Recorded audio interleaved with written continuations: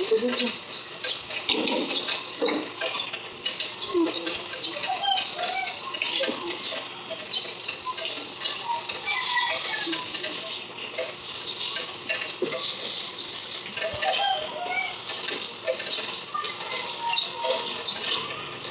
morning mga lod guys, at sa lahat, good morning all over the world. Ayan nga, ayan, ihatid ko na ang aking damolski at maulan-ulan guys. So ito na yung routine namin mag-ina. Ayan ang lakas ng ulan dito sa amin ngayon. Dahil malayo nga ang aming dada, walang magawa si Inday kundi maghatid sa anak araw-araw. So ayan guys, routine na talaga namin mag-ina nito. Hanggang Sabado na to panay hatid. Noon kasi guys, nung nandito yung aming dada, siya naghahatid araw-araw sa kanyang damolski sa umaga. Ako naman sa tanghali mga lod guys, ako ang nagsusundo sa kanya. So ngayon mga lod guys, ako ay naghahatid na sa kanya. At mamaya na naman pag uwi niya, mga 12, ako na naman ay magsusundo. Dahil nga wala ang aking bananas, so ito na nga yung bananas ko mga lod guys. Siya ay kumakain sa hotel nila. So ayan. Ayan na lang yung gawain niya kasi kanya-kanya kami ngayon. Kasi nga, dahil nga sa may bagong opening na mall doon, ay kailangan niya kaming iwan muna na mga ilang days din. Hindi naman abot ng isang buwan, pero parang gano'n na rin. So ayan nga mga guys, pinakita niya yung pagkainan nila doon sa hotel nila. Ayan. Ayan. Hinayaan ko na lang din mga guys kasi para naman sa kinabukasan ng aming damolski. Kaya wala tayong magawa kundi sundin ang gusto ni Mr. So ayan na nga mga guys, ayan yung gawain niya.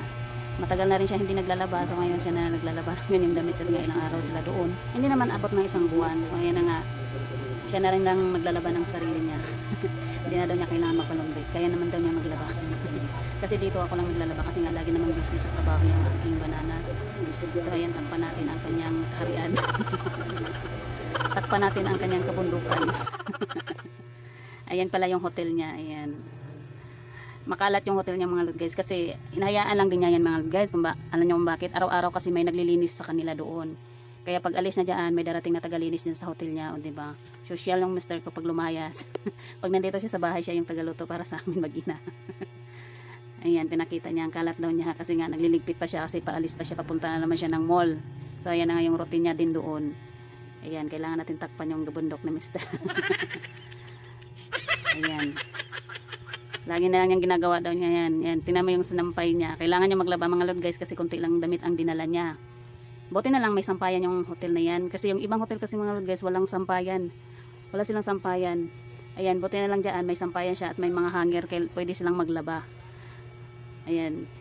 Noon, ilang taon na rin siya hindi nakapaglaba. Ako na ang parati kasi nga laging busy yan sa trabaho. So ngayon, siya na nagasikaso sa sarili. Marunong naman kasi din maglaba yan mga lod guys. Kahit ganyan lang yan. Basic lang daw para sa kanya ang paglalaba. O diba, basic. O ayun yung aking Mr. Busy yan, kahit ano yan, nasa hotel.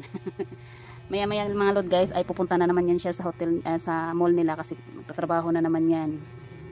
Ang dami na rin mall dyan sa Cebu. Marami-rami na rin mall doon. Ayan.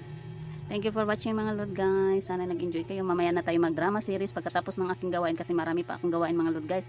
Magpapakain pa ako sa aking mga ampon. Ang dami ko pang ampon na kailangan kong pakainin maya-maya. Ayan, busy yan ang aking Mr. Ayan.